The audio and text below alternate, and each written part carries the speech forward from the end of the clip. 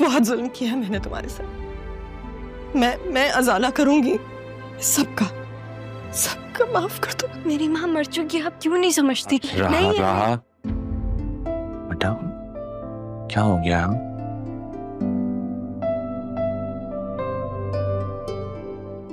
आप ही तुम्हारी माँ है,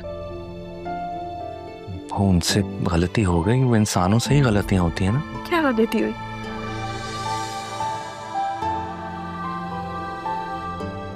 क्या गलती हुई? क्या आप मुझे यहाँ छोड़ के चली गई? क्या आप मेरे सामने भी आई तो आप मुझसे छुपी रही?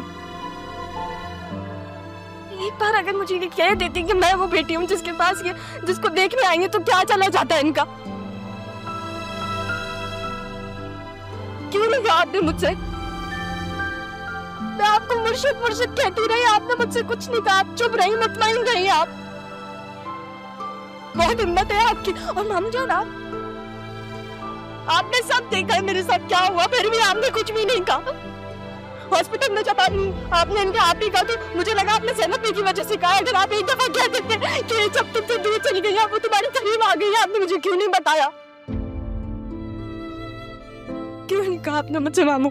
सॉरी, मैं मानता हूँ कि हमने तुम्हें नहीं बताया, लेकिन आप ही जब तुम्हें यहाँ घर पे छोड़कर गई थी, वो उनके लिए कोई आसान फैसला नहीं था।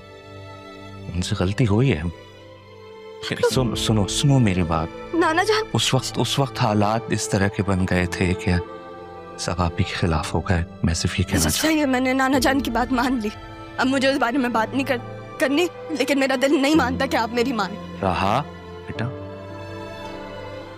राहा इधर देखो। राहा, दैट्स अ फैक्ट। आप ही मेरी बहन है और तुम्हारी माँ है, दैट इज अ फैक्ट। तो आप लोग यहाँ क्यों आए हैं? मुझे बताने के लिए क्यों आए हैं? मैं किसको यकीन करवाने आए हैं आप लोग? मैं अगर अपना दुख खुद सह सकती हूँ तो मुझे नहीं समझना किसी और का दुख। तुम्हारे मामू है राहा। ठीक है, आप ही तुम दिल हल्का कर लो, तुम्हें जो कहना है कहो। मैं लौटा दूंगी ना नाना जान का एहसान, मैं कर तो रही हूँ सजीवन से शादी, अपनी पूरी जिंदगी गंवा के रही हूँ। और क्या चाहते हैं आप लोग? क्या चाहते हैं आप लोग मुझसे? रुको राहा, इसको रोको ना। दे आप ही कुछ नहीं करेगी वो, प्लीज। बच्ची है वो, आप तो बड़ी हैं, आप समझदार हैं, प्लीज।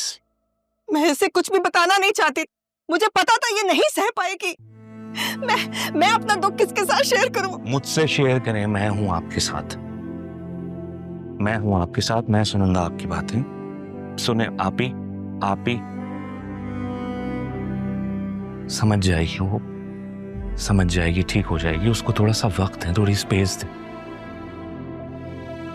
पापा नहीं रहे, मैं हूं, है ना? मैं हूं आपके साथ, सब ठीक हो जाएगा।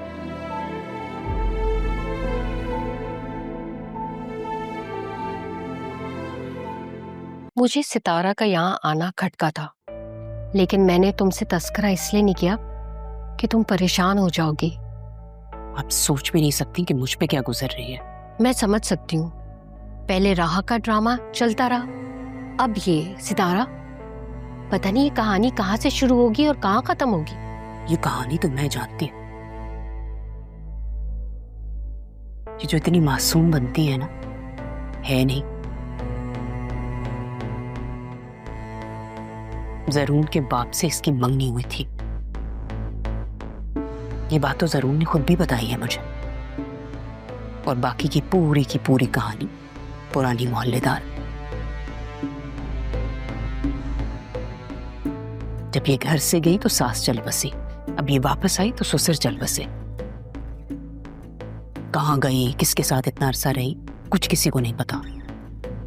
पुराने लोग, पुराना काम, सब कुछ छोड़ छाड़ के नया कारोबार इससे शुरू किया। तौबा है,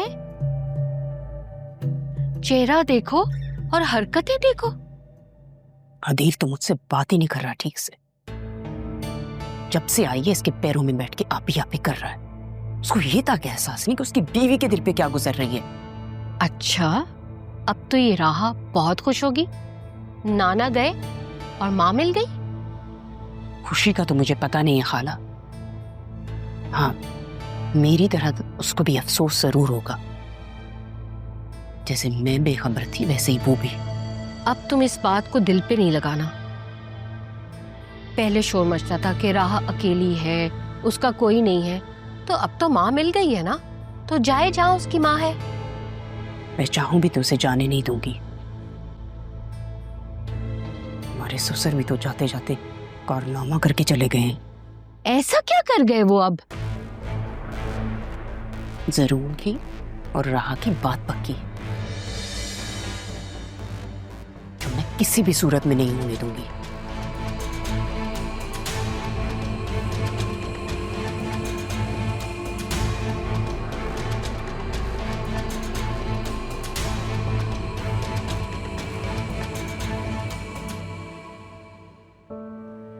ये सब कैसे हो गया अम्मी? मुझे तो पता नहीं चला बेटा, अचानक से शोर उठा, जाके देखा तो सैफ साहब को लेकर जा रहे थे। अदील साहब ने कहा कि मैं तारा को संभालूं और फौरन तुम्हें फोन कर दूं। राहा और अदील साहब गए थे लेने। और ये रिश्ता? बेटा मुझे तो खुद तुम्हारे सामने ही पता चला। तारा से मेरी इस बारे में कोई बात नहीं हुई, और अगर ये सैफ साहब की ख्वाहिश थी तो तुम तो समझदार हो, तुम्हें एक ना एक दिन तो अपनी एक तरफा मोहब्बत से दस्तबरदार होना था।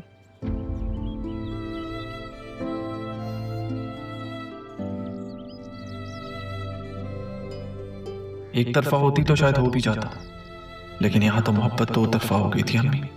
अब आपको कैसे बताऊं? ऐसे भी राहा मुझे कसूरवार मानती है अरमान। उसे लगता है सारी गलती मेरी थी।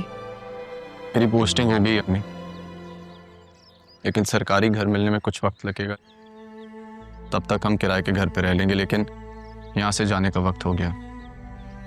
नहीं नहीं अरमान, मैं तारा को इस हालत में छोड़कर कैसे जा सकती हूँ? इस वक्त सबसे ज्यादा उसे हमारी जरूरत है। एक ना एक दिन जाना तो था ही अम्मी। इससे पहले कोई और हमें जाने का कहे, हमें चले जाना चाहिए। कैसी बातें कर रहे हो बेटा? क्यों कोई हमें यहाँ से जाने का कहेगा?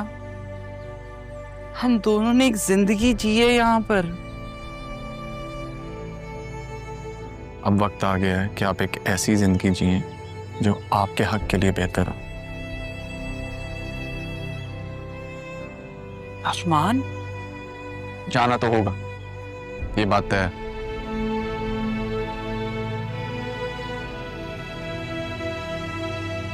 वो तुमने कहा था कि वो लोग हमें तलाश कर रहे हैं। हमें नहीं, आपको। मेरा तो शायद उन्हें पता ही नहीं। नहीं, वो जानते थे कि वो सब जानते थे। जब उन्होंने मुझे घर से निकाला था, उन्हें पता था मैं मां बनने वाली हूं।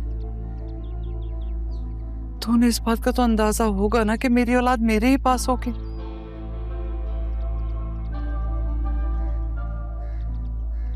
अरमान, ये ऐसा तो नहीं कि वो तुम्हें मुझसे छीन ले? या नहीं जी पाऊंगी बेटा तुम्हारे बगैर। मैं कोई खिलौना नहीं हूं अम्मी, ना ही कोई छोटा बच्चा जो मुझे कोई अपनी माँ से छीनेगा। और आप कह रही हैं ना कि आप मेरे बगैर नहीं रह सकती। ठीक है, तो मेरी ये बात मानिए, हमें इस घर से जाना होगा, क्योंकि अब मैं यहां नहीं रह सकता।